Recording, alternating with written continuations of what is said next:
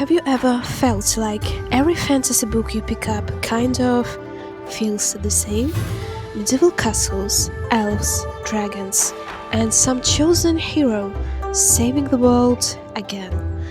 Don't get me wrong, I love this kind of stories myself, but there is also a whole other world of fantasy that's completely different, deeper, more emotional, and often way more unpredictable. Asian fantasy opens the door to worlds built on myth, philosophy, and inner transformation, and offers something that Western fantasy often doesn't: a fusion of mythology, philosophy, and emotional depth. Instead of knights and kingdoms, you will find immortal cultivators, spiritual beasts, ancient gods, journeys towards enlightenment, and heroes who grow not just in strength but in wisdom.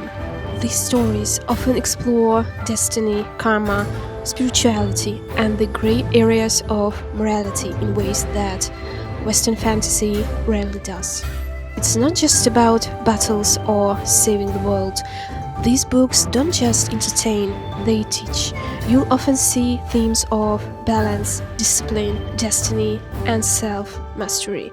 The characters' inner growth is just as epic as their battles. Western fantasy often builds worlds through politics and geography, with clear good versus evil dynamics. Asian fantasy builds worlds rooted in spiritual energy, karma, and cosmic balance, where power often comes from cultivation of the self rather than inheritance or destiny. In Western fantasy, the hero's journey is external, slaying monsters or saving kingdoms. In Asian fantasy, it's internal, conquering ego, mastering emotions, or achieving enlightenment. In the West, the hero fights to change the world. In the East, the hero often seeks to understand the world or themselves. Forget the typical good versus evil setup. Asian fantasy thrives on the grey. Characters are flawed, power comes with sacrifice, and the right choice isn't always clear. Western novels tend to follow tight three-act structures. Asian fantasy often unfolds slowly, with hundreds of chapters that explore culture, philosophy, and character arcs in deep detail. So instead of one big climax, it's a journey that mirrors life, unpredictable, layered, and full of subtle lessons. Of course, it's not all perfect. Many amazing Asian fantasies are originally written in Chinese, Japanese, or Korean. Translations can sometimes lose nuance, making dialogue or pacing feel awkward. And if you are not familiar with Eastern philosophies or mythologies, some references might fly over your head, like the concept of qi, reincarnation, or celestial realms.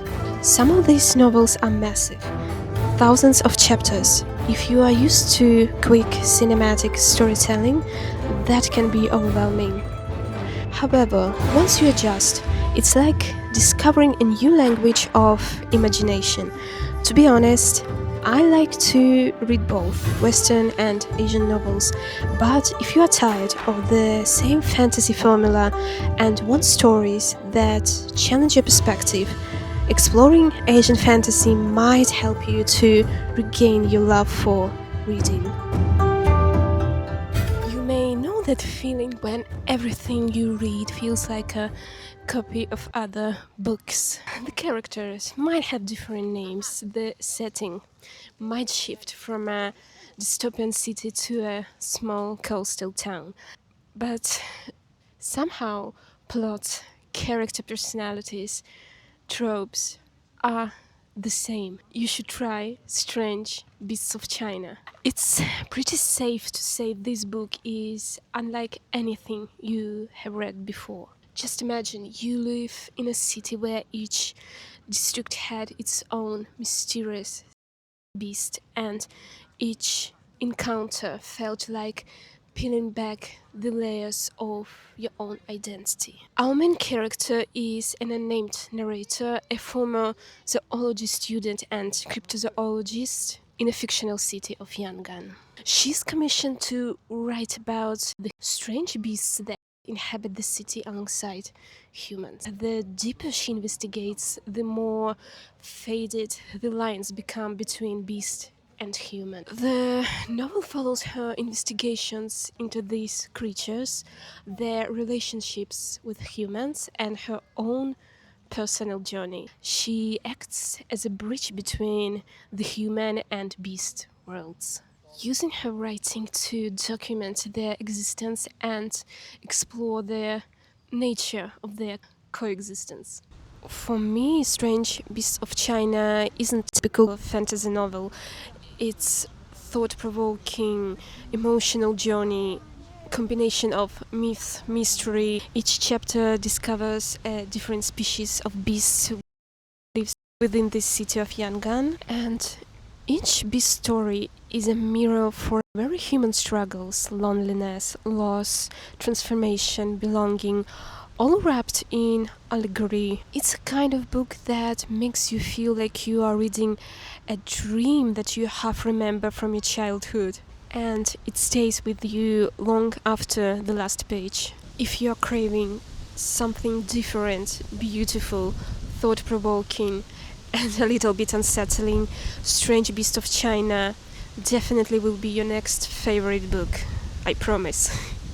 Our next book is the only one pleasant exception, the only one story I can truly recommend as a romance for a non-romance reader. I'm not a romance reader myself, and I still loved the book, To the Sky Kingdom.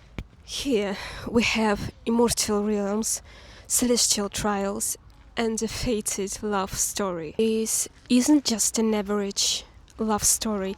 This is a Chinese high fantasy with a romance that spans 3 lifetimes. It has a breathtaking universe, complete with the heavenly courts, ancient wars, divine beasts. At the heart of the story, there is a high goddess who is strong and fiercely independent. After surviving heartbreak and betrayal as a mortal girl, she returns to heavens, where she crosses paths with the crown prince of the celestial tribe. The same man who had shattered her heart during her mortal life. In this life, she doesn't remember him.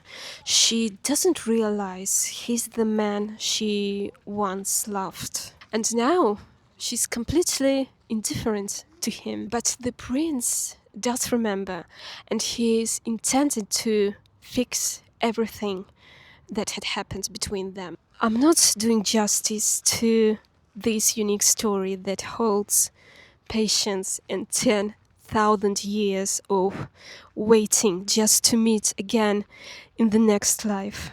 So give this book a chance. Thank me later. Alright, so the next perfection is Thousand Autumns. These author's works are known for incorporating a strong historical background into her stories. She is praised for her deep knowledge of Chinese history, poetry, martial arts, which she expertly incorporates in her narratives. Her writing style emphasizes the historical setting and its influence on the characters and plot. Set in an imagined version of ancient China, Thousand Autumns follows Xianxia, a gentle, principled priest who finds himself betrayed and left for dead after a duel. He's rescued by a ruthless and unpredictable demonic sex leader who lives by his own twisted code. Survival, power. Their paths intertwine in the ways that challenge both their beliefs, especially our priest's unwavering faith in goodness and compassion. It isn't just a martial arts story, it's a philosophical battle.